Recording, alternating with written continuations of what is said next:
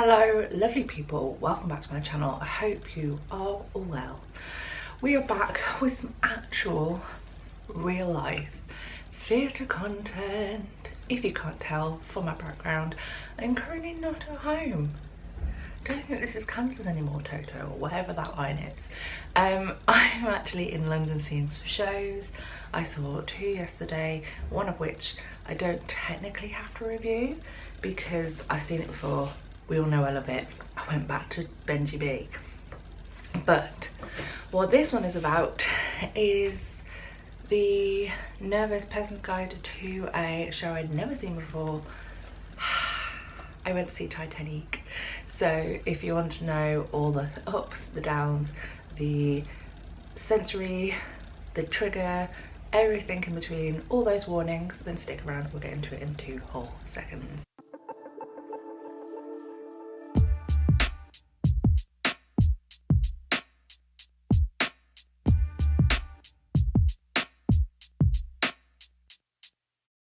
So let's get into it. If you've never seen one of these nervous guides before, basically, as I just said, we talk sensory warnings, content warnings, running time if I find it, views from my seats, thoughts on where's best to sit for this show, etc. All wrapped into a nice like 10-minute video. Sensory and content wise, this one is a doozy. So let's get into it because that's my first thing on my list. Sensory wise, there is some flashing lights. There's a couple of strobe lights used during one portion of the show when there is a gun visible. I'll get more into that in a minute. But there is a few stripe lights, not necessarily strobe, but they're something different. The lights throughout the performance do kind of move up and down the audience. They're not mega in your face. There was only once where one of the lights pans up and then pans back down towards the end of a song, and I knew it was coming back down, so I knew to look down.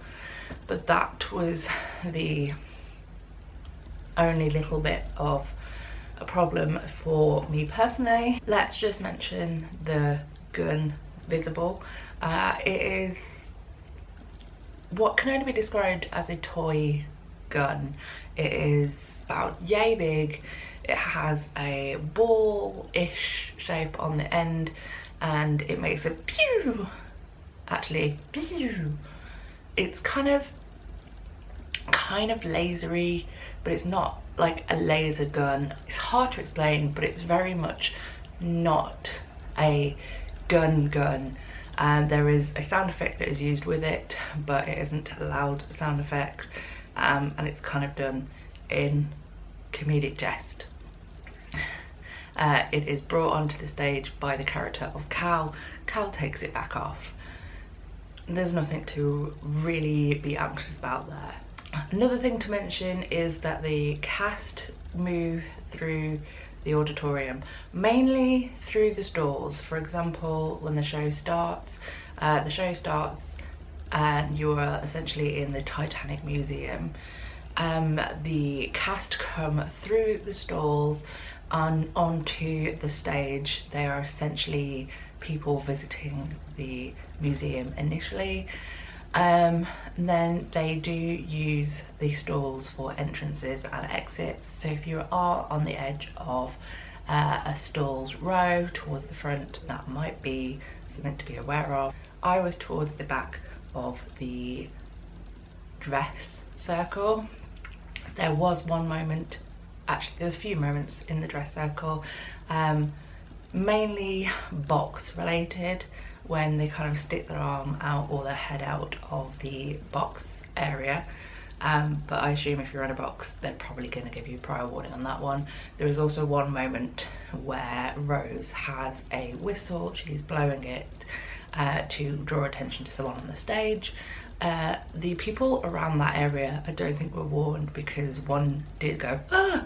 I was on the opposite side of the circle, so it didn't really cause me too many problems, but it was quite a shock for the people over there. But again, I think if you were on the edge of a row in the stalls, I think a couple of times they did talk to the people who were on the edge, and occasionally there was like a spare seats, they sat down in the stalls.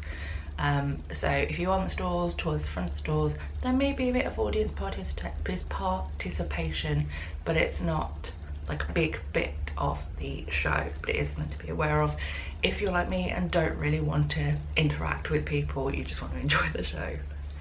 Other things to mention, I have just said I sat at the back of this circle. I was in F25, I want to say. 25, 24, I can't find it right now. So I'm looking on other previous things. I actually got it through a rush ticket, so I paid £30. It wasn't my favourite view in the Criterion, I have to say. As I got rush, I didn't have a choice in where I was sitting, but personal preference, I think I'd either sit front of that circle because there are a few pillars, or I would go downstairs into the stalls because I am stalls girly. I am very much at home in that area, but I would take into my knowledge that the audience participation and the audience interaction is possible. I definitely think that that is the way to go with this show. Last two things to mention. Firstly, that this show comes with an age recommendation. It is recommended you are 14 plus. It does say on Titanique that under 12s will not be admitted due to the strong language and sexual nature jokes and sexual references throughout, like literally throughout. If you are of a nervous disposition, just be warned, there is swearing, there is a lot of innuendos and such, but if you are someone who is not that way, just be prepared to laugh your socks off. And the final thing to mention is the running time. This show is 1 hour 40 minutes, or if you are in the theatre, 100 minutes, which sounds like not as bad. Sorry, I'm still waking up and I've got a cold. So yeah, it's a 100-minute show, run all the way through from start to finish. You literally don't have time to think. It is very fast paced, it is very go go go go go. You would not believe that you've been sat for an hour and 40 minutes with no break. There was quite a few people throughout the show getting up and going to the toilet, which was insane. There is even an announcement which went off in the auditorium with about 5-10 minutes to go, saying just to be aware that this show is 100 minutes without a break, so either when the show starts, either hold it or go for a pee now, that kind of vibe. People didn't listen to that though, and they still went like mid-show. I was just like, oh, you don't mind if it's just one person, but there was multiples.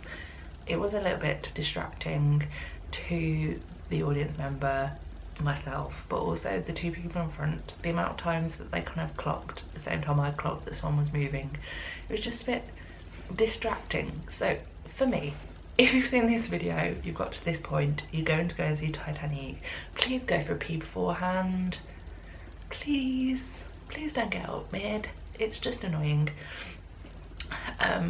But I did want to mention there was no interval, in case you were getting all excited about getting a ice cream in the interval like I was earlier in the day, because Criterion do the best ice creams, and I will say nothing else. But there we are, that is the Nervous Guide to Titanique, done and dusted. From a sensory background, this one was a really nice, easy watch. I had a great time. I brightened myself up after crying myself through my matinee, and yeah, I'm so excited to talk more about this show in the review, which will be coming next time. But there we are, there we go. I'm going to leave it here because I've got a going cold coffee sitting here, and yeah, all I'm going to say is the usual, which is that I love you all lots. Thank you for watching this video. I hope you enjoyed it. I hope you come back for more next time.